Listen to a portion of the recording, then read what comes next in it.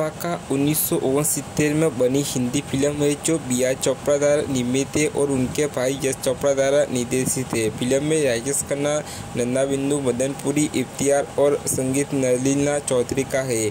Film box office पर semi hit रही थी। यह 54 वोल्ट अभिनेत्री ब्रिटिश फिल्म साइंस में 2 मर्डर की रीमेक है। यह शायद दूसरी बॉलीवुड फिल्म थी जिसमें कोई गाना नहीं था।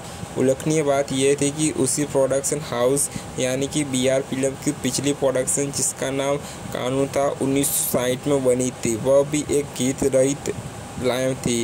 कानून और इत्तेफाक दोनों की एक और सामान्य विशेषता यह थी कि इन दोनों गीत रहित फिल्मों से सलील चौधरी संगीतकार थे। दिलीप रॉय एक चित्रकार थे और उनकी शादी एक अमीर महिला सुषमा से हुई थी। एक दिन जब वह बड़े मनोयोग से पेटी कर रहा था, उसकी पत्नी आती है और उसे अपने साथ बाहर आने के लिए कहती है और वह अस्वीकार कर देता है और लड़ाई सुनिश्चित करने के लिए वह उसकी पेटिंग को नष्ट कर देती है।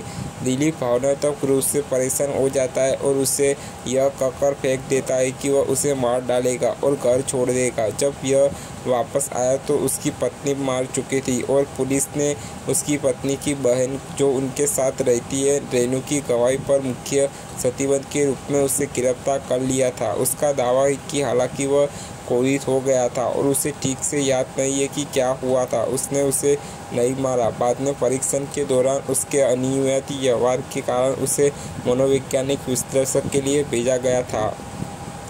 वह एक मनोवैज्ञानिक डॉक्टर द्विवेदी उसकी जांच करते और उसे कुछ और समय के लिए अस्पताल में रखने का फैसला करते हैं। लेकिन एक तूफानी रात में दिलीप भाग जाता है और रेखा के घर पहुंच जाता है। रेखा एक अमीर पड़ोस में रहने वाली एक विवाहित महिला थी, किन उस समय उसका पति घर पर नहीं था। दिलीप ने उसे बंदूक की नोक पर पकड़ लिया और उसके अपनी उपस्थिति छिपाने की मांग की। वह किसी को कॉल करने की कोशिश करती है लेकिन विफल रहती है। जब पुलिसकर्मी पूछताछ करने आई तो उसे यह तथ्य छिपाने के लिए मजा बुरा होना पड़ा कि दिलीप गवाह था।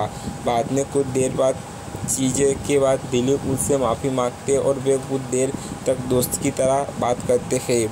दिलीप को यह विश्वास था कि रेखा पुलिस को नहीं बुलाएगी। कुछ देर के लिए हॉल में सो गया, लेकिन आधी रात को आवाज़ सुनकर जब वो उठा तो रेखा को नहीं पाया। उसकी तलाश करता है लेकिन उसे बाथरूम में एक युवक का शव मिलता है। वह रेखा को इस शव के बारे में पूछता है लेकिन वे उसे वह नहीं ढूंढ पाते जहाँ वो पहले था। रेखा उसे बताती है कि सब कुछ उसकी कल्पना थी, लेकिन उसे संदेह है कि रेखा कुछ छिपा रही है। बाद में रेखा के डर से असह्य होकर वह पुलिस को बुला लेता है और उन्हें बताता है कि उसे इस घर में श्री जगमोहन का शिव मिला है और रेखा ने अपने पति की हत्या कर दी है।